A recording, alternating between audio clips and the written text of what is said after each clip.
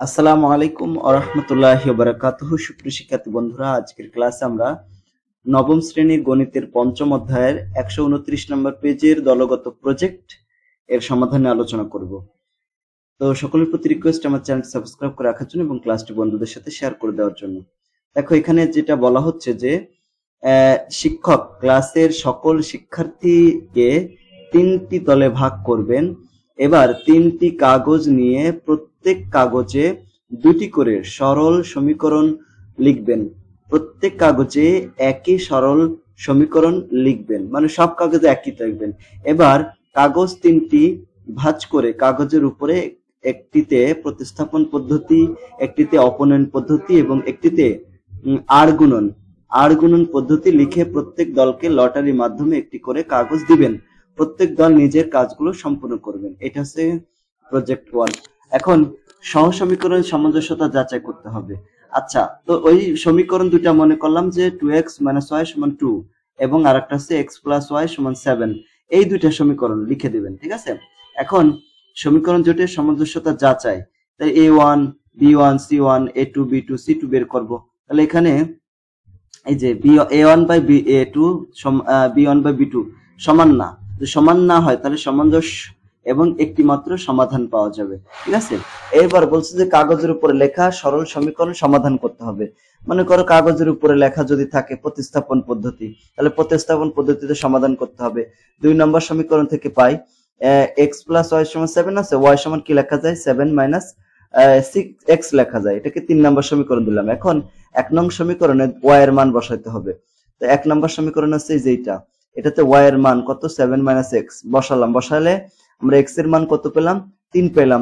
এখন এই যে x এর মান আমাদের এই যে 3 নম্বর সমীকরণ এখানে বসাইতে হবে। বসাইলে কত পাবো y = 4 পেলাম। এটা হচ্ছে x এর মান পেয়ে গেলাম। এখন যদি ওখানে লেখা থাকতো আর গুণন মানে অপনয়ন পদ্ধতি যদি লেখা থাকতো তাহলে অপনয়ন পদ্ধতিতে সমাধান করতে হতো।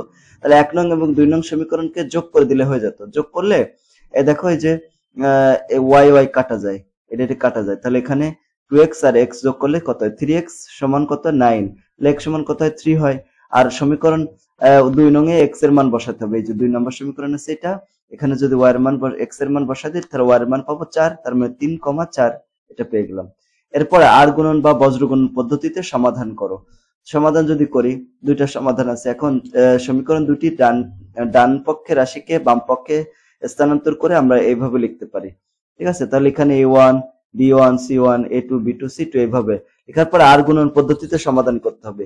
x বাই এখানে দেখো এই যে 1 আর এই যে 7 মানে y এর সহগ এবং c1 c2 এর সহগ, এখানে এটা গুণ করতে হবে মাইনাস এটার সাথে এটা গুণ, এইভাবে আমাদের এখানে লিখতে হবে। লেখার পরে এখানে x/9 y/12 পেলাম, y/3 পেলাম, হিসাব করে আর কি। দেখো কিভাবে হিসাব করলাম, এই যে এখানে 1 এবং 5 7 গুণ করলে কত হয় মাইনাসে মাইনাসে +7, আর এখানেও মাইনাসে মাইনাসে এই যে এখানে ছিল 2 আর কি, 2 মাইনাসে মাইনাসে প্লাস হচ্ছে +2, তাহলে 9। একইভাবে এখানেও আমরা পাই 12 আর এখানে পাই 3।